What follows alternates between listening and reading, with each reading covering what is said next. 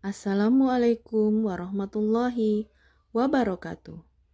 Perkenalkan, saya Erna Listiana, calon guru penggerak Angkatan 5 dari SD Negeri 73 Buton, Sulawesi Tenggara. Pada video kali ini, saya akan memaparkan aksi nyata saya pada modul 1.4, yaitu tentang budaya positif. Adapun aksi nyata pada modul 1.4 yang saya pilih adalah budaya positif dalam pembiasaan kebersihan lingkungan sekolah. Latar belakang aksi nyata saya adalah budaya positif merupakan perwujudan dari nilai-nilai atau keyakinan universal yang diterapkan di sekolah. Budaya positif diawali dengan perubahan paradigma tentang teori kontrol. Selama ini barangkali kita sebagai guru merasa berkewajiban mengontrol perilaku siswa agar memiliki perilaku sesuai yang guru harapkan.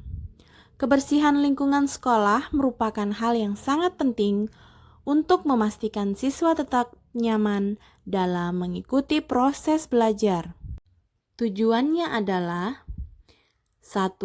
Menumbuhkan budaya positif dalam menciptakan kebersihan lingkungan kelas dan sekolah.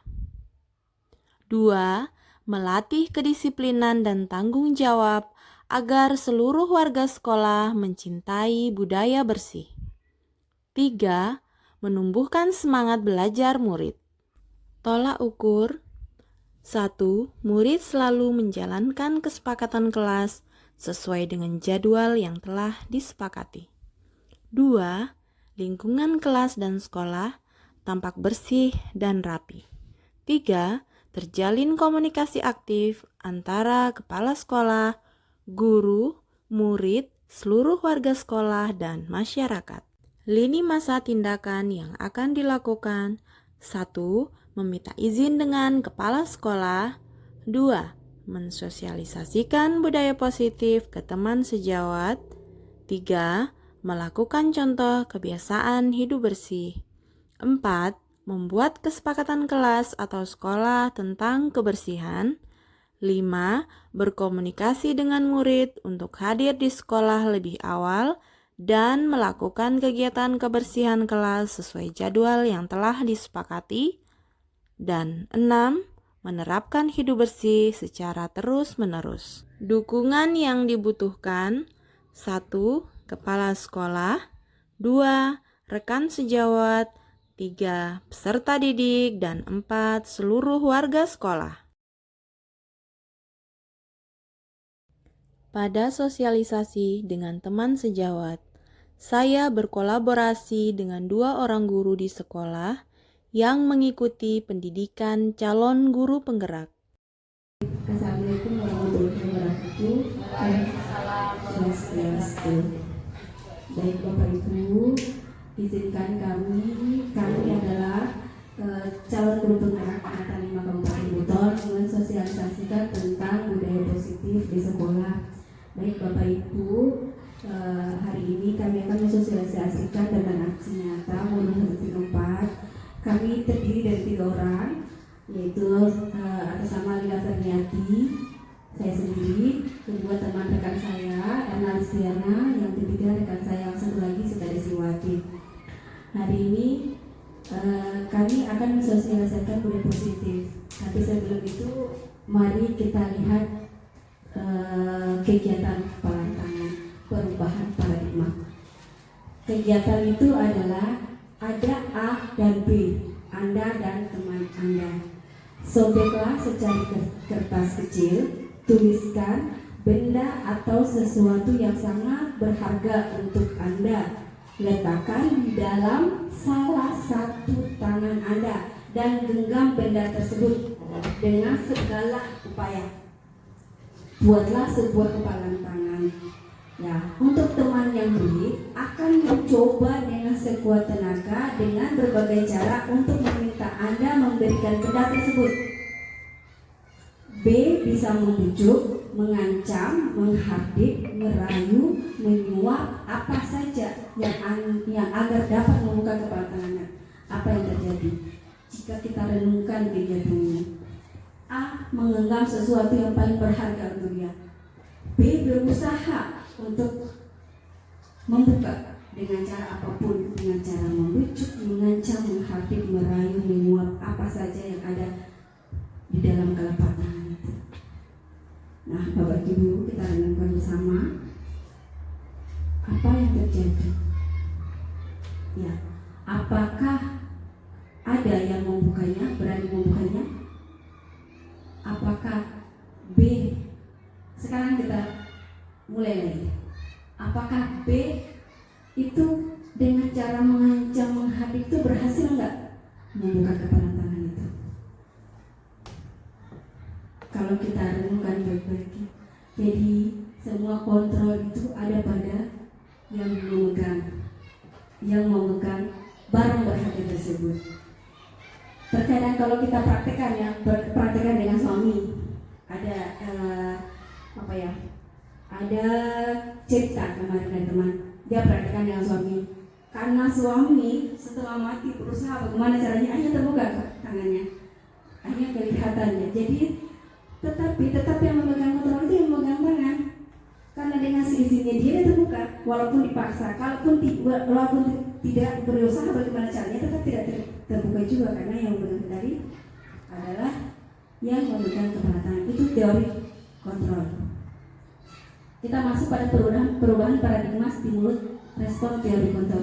Siapa sesungguhnya yang memiliki kontrol? Nah, kalau kita lihat stimulus respon, kita mencoba mengubah orang agar berpandangan sama dengan kita. Kalau teori kontrol, kita berusaha memahami pandangan orang tentang dunia. Perbedaannya.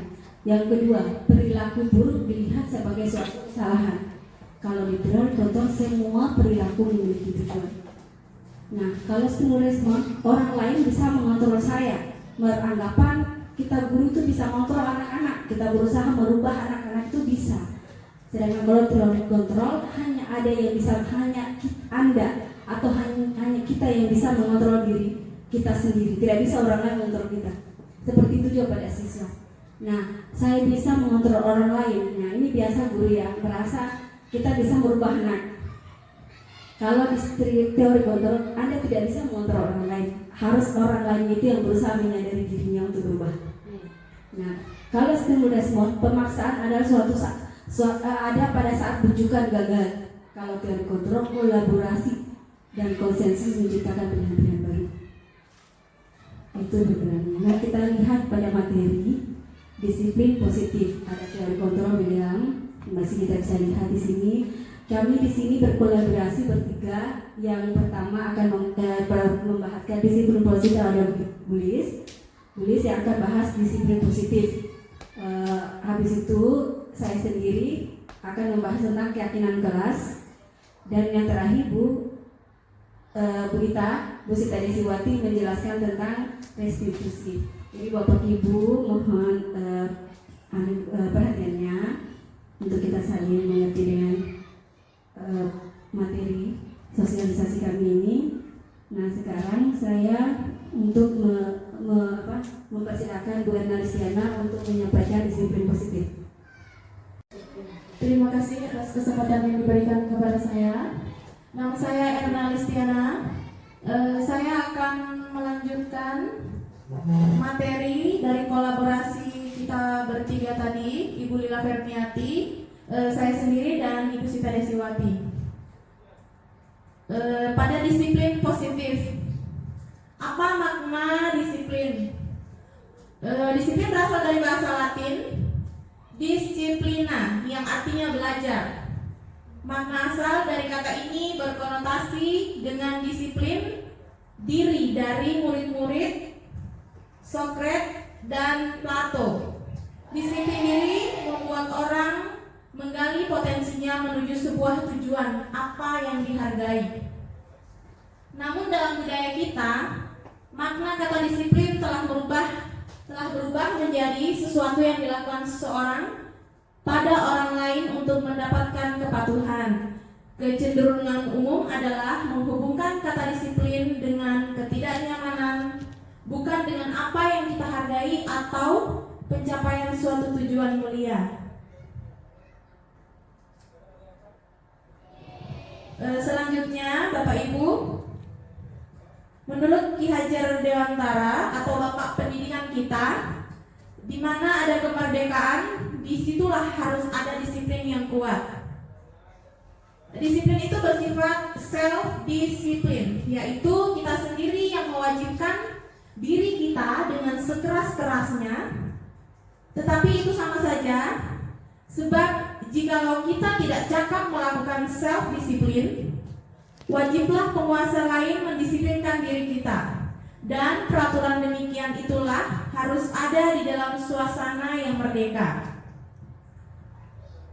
Adapun definisi kata merdeka menurut Ki Hajar Dewantara adalah mardika iku jarwonya, nora munglepasing pangrih, nging uga kuat kuarso amadiri priyangga. Merdeka itu artinya tidak hanya terlepas dari perintah, akan tetapi juga cakap buat memerintah diri sendiri.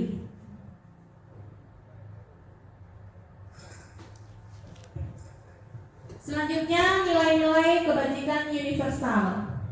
Nilai-nilai kebajikan universal, di sini ada nilai kebajikan adalah sifat-sifat positif manusia yang merupakan tujuan mulia yang ingin dicapai setiap individu. Nilai-nilai tersebut bersifat universal dan lintas bahasa, suku, bangsa, agama, maupun latar belakang. Setiap perilaku, perbuatan memiliki suatu tujuan. Lanjut. Nilai-nilai kebajikan universal ada beberapa, Bapak Ibu. Menurut profil pelajar Pancasila, yang pertama yaitu beriman, bertakwa kepada Tuhan Yang Maha Esa dan berakhlak mulia. Yang kedua, mandiri. Yang ketiga, bernalar kritis. Yang keempat, kebinekaan global. Yang kelima, bergotong royong. Dan yang keenam, kreatif. Selanjutnya, nilai-nilai kebajikan universal menurut IBO Primary Years Program atau PYP. Di sini ada beberapa. Yang pertama, toleransi, rasa hormat, integritas, mandiri, menghargai, antusias, empati, keingintahuan, kreativitas, kerjasama, percaya diri, dan komitmen. Selanjutnya ada 9 pilar karakter. Indonesian Heritage Foundation. 9 pilar karakter. Di sini ada cinta Tuhan dan segenap ciptaannya, kemandirian dan tanggung jawab, kejujuran, amanah, diplomatis, hormat dan santun, dermawan, suka menolong dan gotong royong, percaya diri, kreatif dan pekerja keras, kepemimpinan dan keadilan, baik dan rendah hati, toleransi dan kedamaian, dan kesatuan. Selanjutnya, petunjuk seumur hidup dan keterampilan hidup. Di sini ada beberapa juga, Bapak Ibu. Yang pertama, dapat dipercaya, lurus hati, pendengar yang baik, tidak merendahkan orang lain, memberikan yang terbaik dari diri. Kemudian untuk petunjuk hidup ada beberapa juga. Yang pertama, peduli, penalaran, bekerja sama, keberanian, keingintahuan, usaha, keluasan atau fleksibilitas, berorganisasi, kesabaran, keteguhan hati, kehormatan, memiliki rasa humor, berinisiatif, integritas, pemecahan masalah, sumber pengetahuan, tanggung jawab, dan persahabatan. Kemudian yang kelima atau the 7 essential virtues. Yang pertama yaitu empati, suara hati, kontrol diri, rasa hormat, kebaikan, toleransi, dan keadilan. Bapak Ibu, dari seluruh rangkaian budaya positif saya mengambil satu pokok pembahasan yaitu disiplin positif.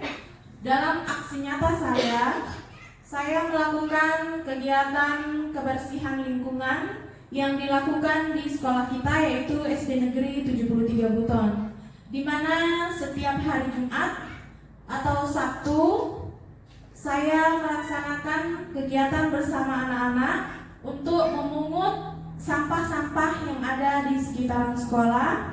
Kemudian untuk anak-anak di setiap kelas diberitahu untuk hadir lebih awal membersihkan kelasnya masing-masing.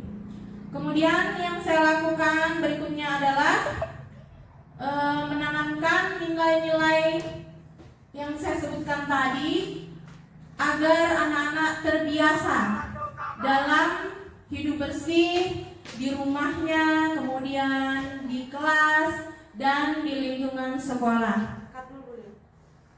Terima kasih atas kesempatan yang diberikan kepada saya kembali. Baik, kita lanjut pada teori motivasi, hukuman, penghargaan, dan keyakinan kelas. Nah, kita mulai pada teori motivasi perilaku manusia. Yang pertama, untuk menghindari ketidaknyamanan atau hukuman.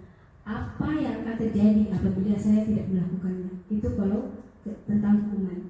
Masuk pada motivasi eksternal. Jadi pemberian hukuman, anak itu motivasinya masuk pada motivasi luar eksternalnya. Yang kedua, untuk mendapatkan imbalan atau penghargaannya, biasa imbalan ini untuk mendapatkan imbalan dari orang lain atau institusi. Apa yang akan saya dapatkan apabila saya melakukannya? Biasa ini masuk pada penghargaan. Saya ingin melakukan ini supaya dapat penghargaan dari atasan, atau saya ingin melakukan sesuatu itu karena demi untuk mendapatkan penghargaan. Itu masih masuk motivasi eksternal ya, bukan motivasi internalnya. Nah, yang ketiga, untuk menghargai diri saya, untuk menghargai diri sendiri. Saya akan menjadi orang yang seperti apa bila saya melakukannya. Nah, ini masuk motivasi internal. Disinilah tujuan disiplin positif, tujuannya.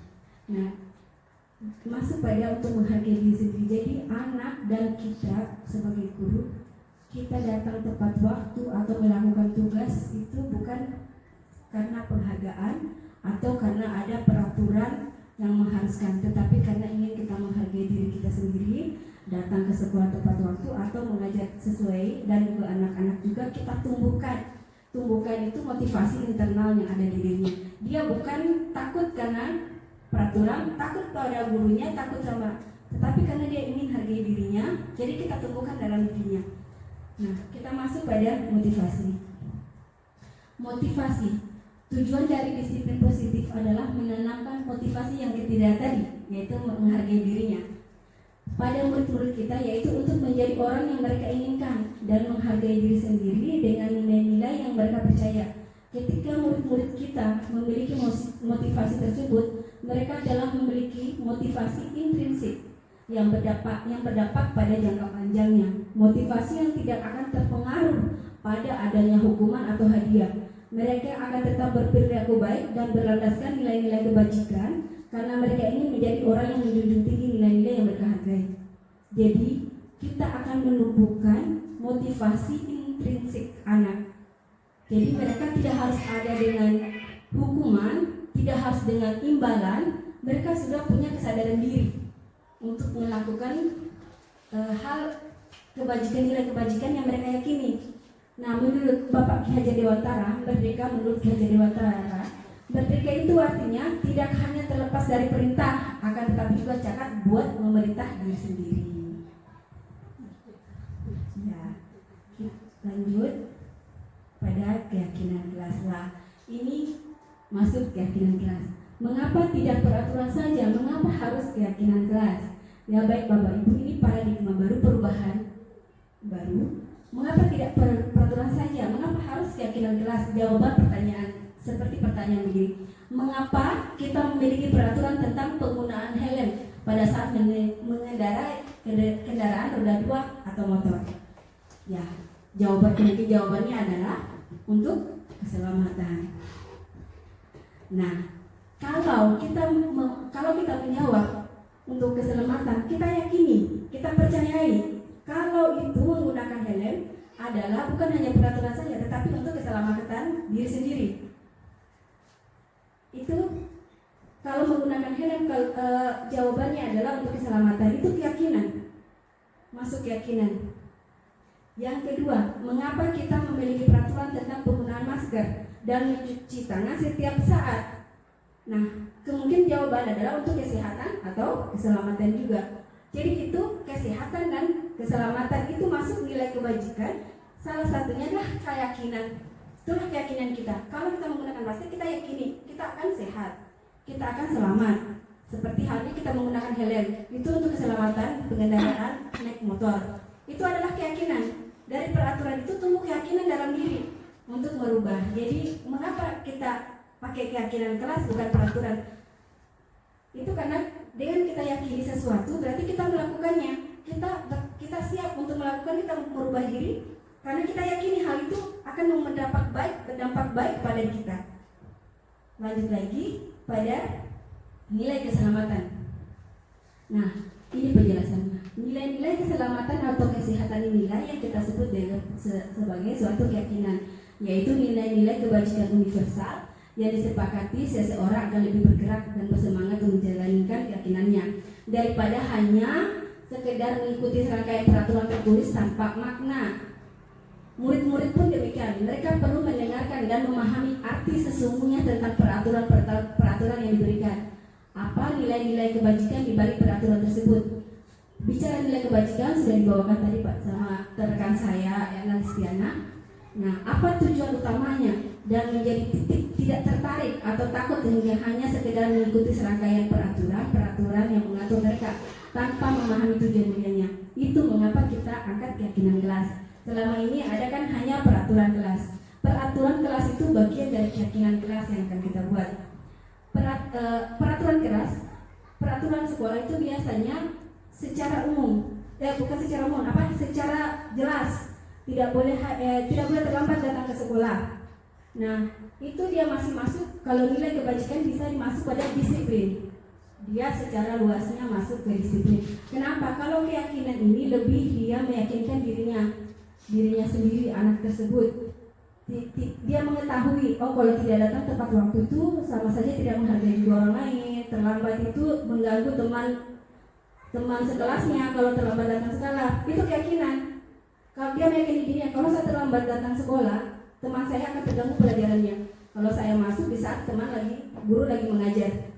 Jadi itulah kenapa diangkat sebagai keyakinan kelas. Dia menyadari kalau kesalahan itu akan membuat berdampak pada teman yang lain. Tidak hanya untuk mematuhi peraturan-peraturan yang lain, tetapi juga untuk meyakinkan dirinya demi orang lain.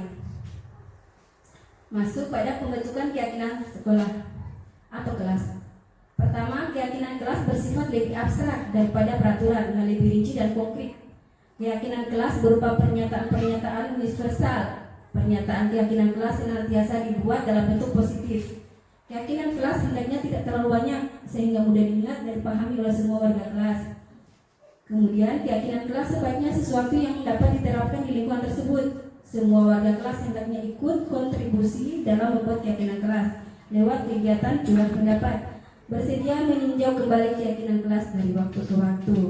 Nah, ini salah satu contoh keyakinan kelas.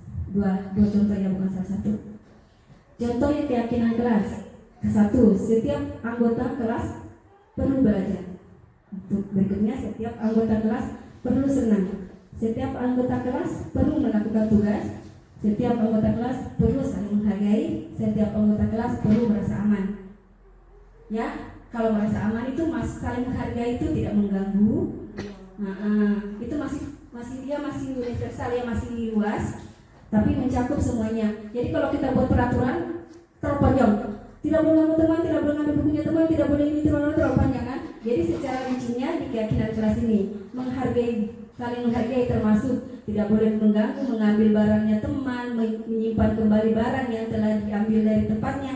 Kalau kita buat peraturan dari A sampai Z, jelas anak-anak ini banyak kegiatan yang dia lakukan yang tidak sesuai. Jadi kalau kita buat peraturan bisa berapa lembar itu ya. Anak-anak tidak boleh terlambat, anak-anak tidak boleh saling mengganggu, anak-anak tidak boleh ngambil pulpennya teman tanpa izin.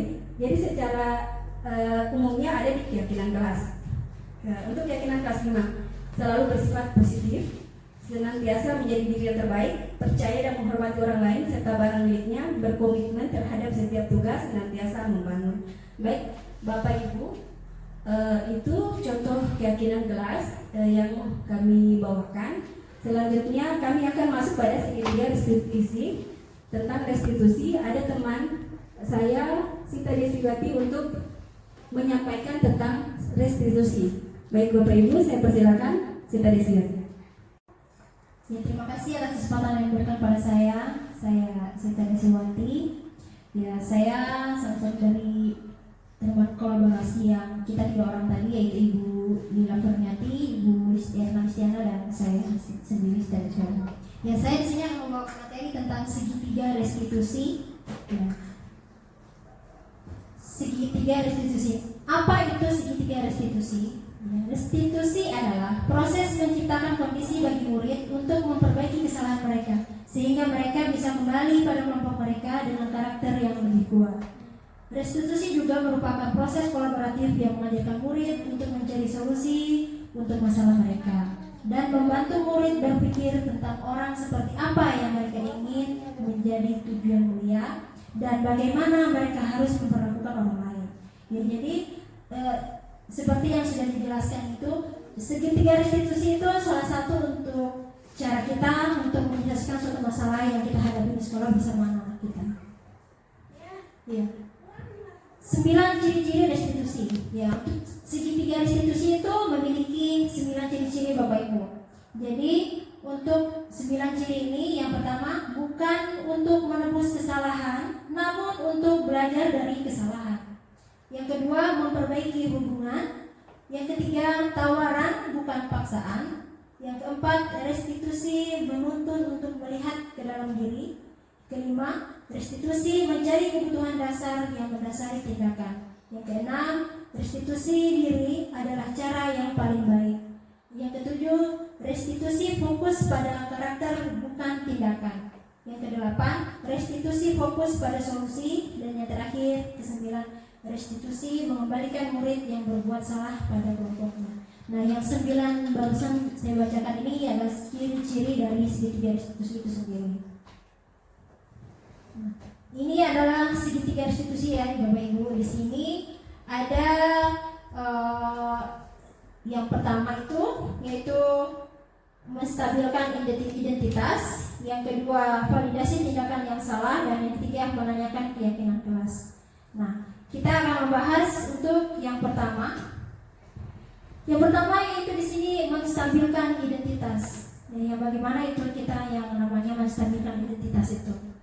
Ya, di sini contohnya seorang guru berkata, pada saat kita akan menyelesaikan permasalahan kepada murid yang menghadapi permasalahan, misalnya mungkin di kelas kita ada kasus yang kita hadapi terhadap murid, kita di situ untuk langkah awal yang kita lakukan setelah kita memanggil murid tersebut, di sini kita sebagai guru harus kita katakan kepada murid, berbuat salah itu hal yang manusiawi.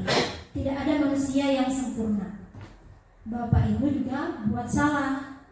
Kita pasti bisa menyelesaikan permasalahan ini. Bapak Ibu tidak tertarik untuk mencari tahu siapa yang benar dan siapa yang salah. Bapak Ibu lebih tertarik untuk menyelesaikan masalah. Kalau kamu menyalahkan dirimu sendiri terus-menerus, apakah kamu bersikap baik pada dirimu sendiri? Nah, ini adalah contoh bagaimana kita menyikapi anak yang melakukan kesalahan, supaya agar kita itu menyampaikan kepada anak itu dia tidak merasa bahwa menyalahkan dirinya terus-menerus. Kita menstabilkan identitasnya supaya anak tersebut itu dapat mengetahui bahwa dirinya itu dapat menyelesaikan permasalahannya. Jadi yang kedua, validasi tindakan yang salah.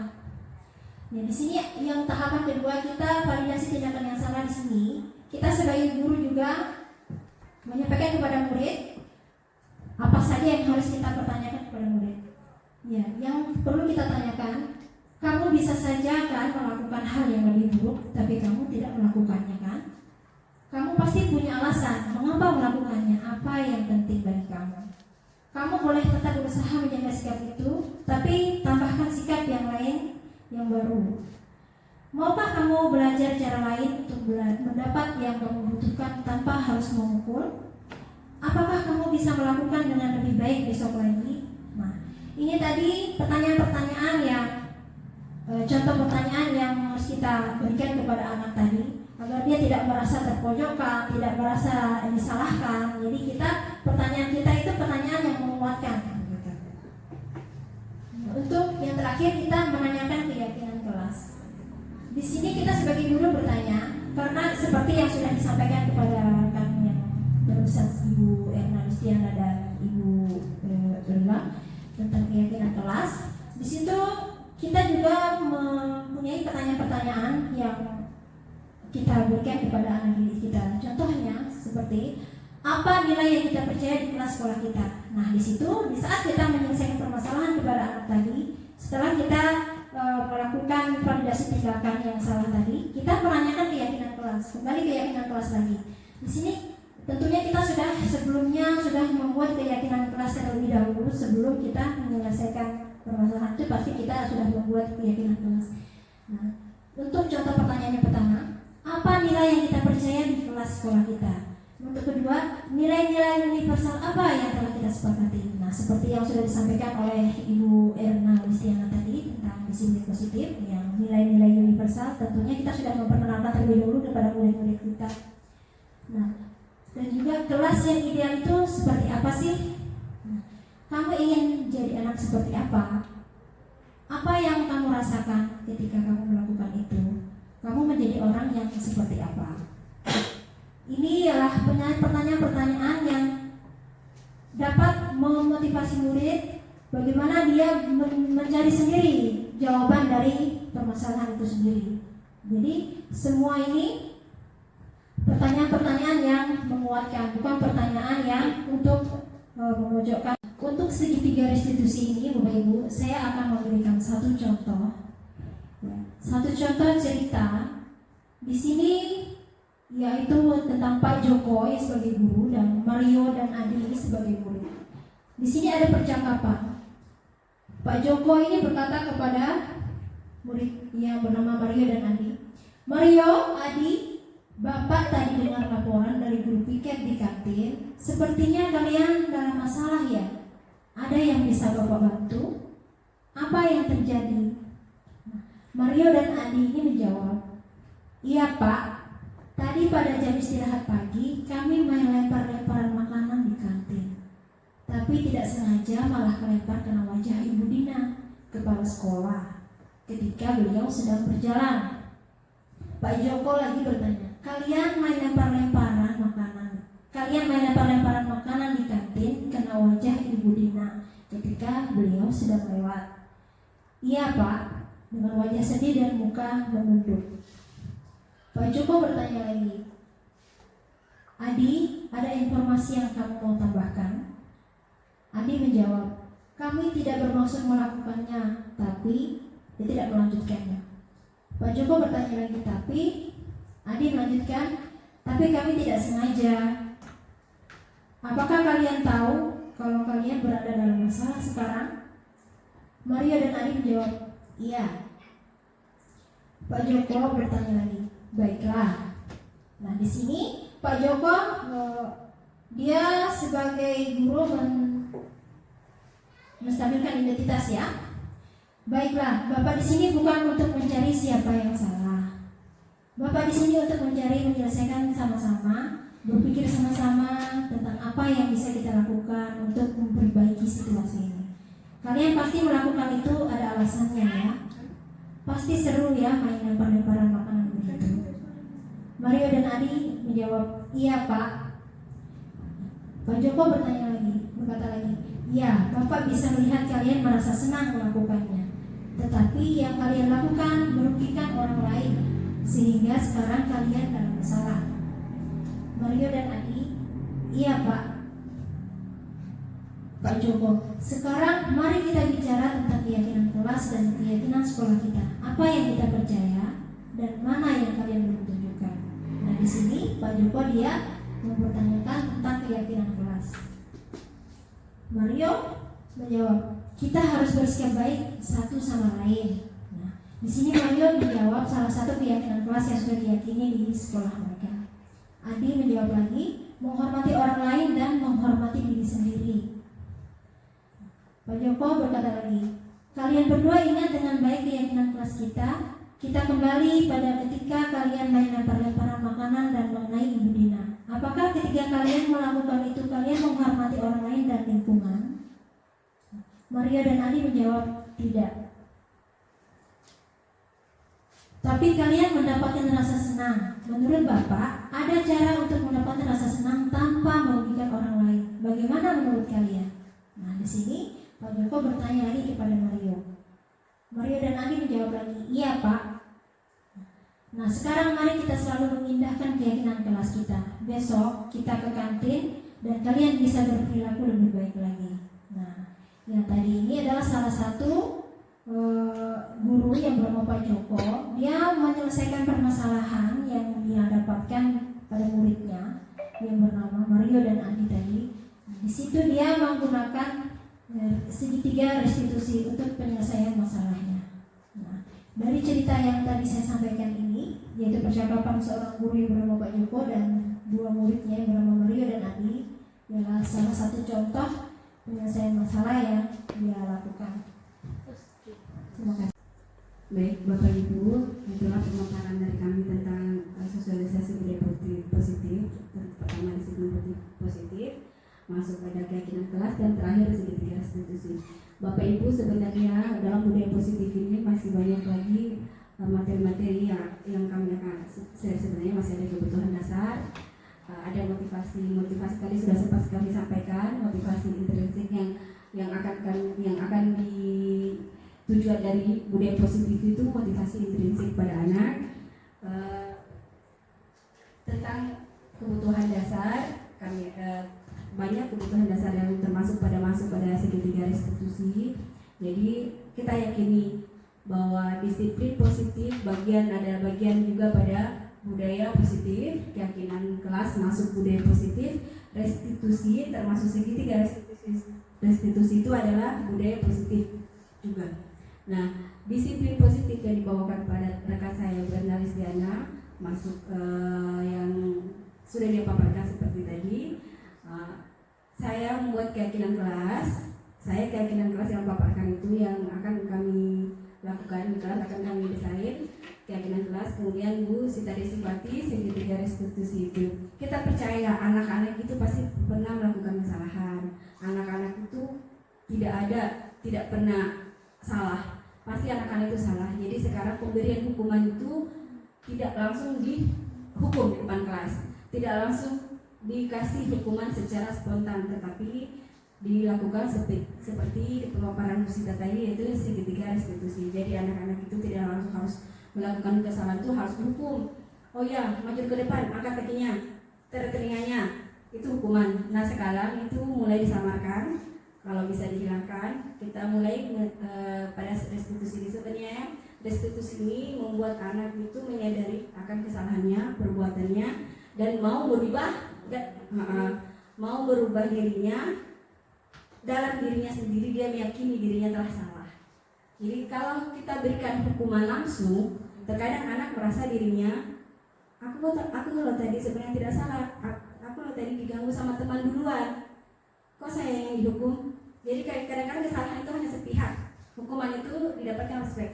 Hukuman juga terkadang dilakukan seumpama begini, lari ke dinding lapangan 10 menit, sedangkan pelajarannya pelajaran matematika. Jadi tidak ada kaitannya antara hukuman dengan pelajaran. Atau pelajaran olahraga disuruh menulis, aku tidak akan terlambat lagi selama 100 nomor. Itu tidak ada kaitannya. Sebenarnya pemberian hukuman itu terkadang juga sepihak, tidak ada kaitan dengan pelajaran. Jadi anak kita mau merubahnya itu ya kalau bisa dari dirinya sendiri.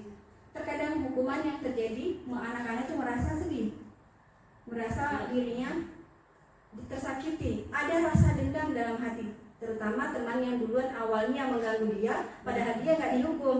Yang dihukum dia yang membalas, dia yang dihukum malah itu juga terkadang akan menjadi dendam dalam hati.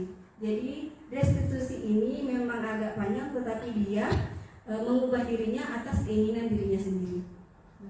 Ya, menyadari dirinya masuk pada keyakinan kelas seperti yang tadi. Jadi masih berurut ya.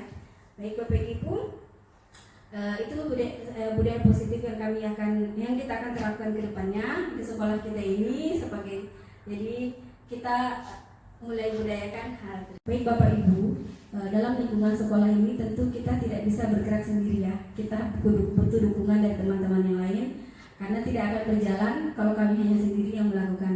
Butuh kolaborasi bersama dengan teman-teman sejawat, kepala sekolah, dengan anak-anak. Kita butuhkan kolaborasi bersama membangun budaya positif di dalam sekolah kita ini. Ya Bapak Ibu, dari situ pemahamannya kami memberikan materi ini, sekiranya Bapak Ibu juga bisa sedikit memahami atau banyak memahami tentang budaya positif ini. Nanti ke depannya kita akan lanjutkan untuk di sekolahnya kita diterapkan di sekolahnya kita. Baik Bapak Ibu, terima kasih. Kami tutup dengan ucapan Bismillahirrahmanirrahim. Assalamualaikum warahmatullahi wabarakatuh. Om Swastiastu. Berikut adalah dokumentasi kegiatan murid-murid dalam membersihkan lingkungan sekolah SD Negeri 73 Buton.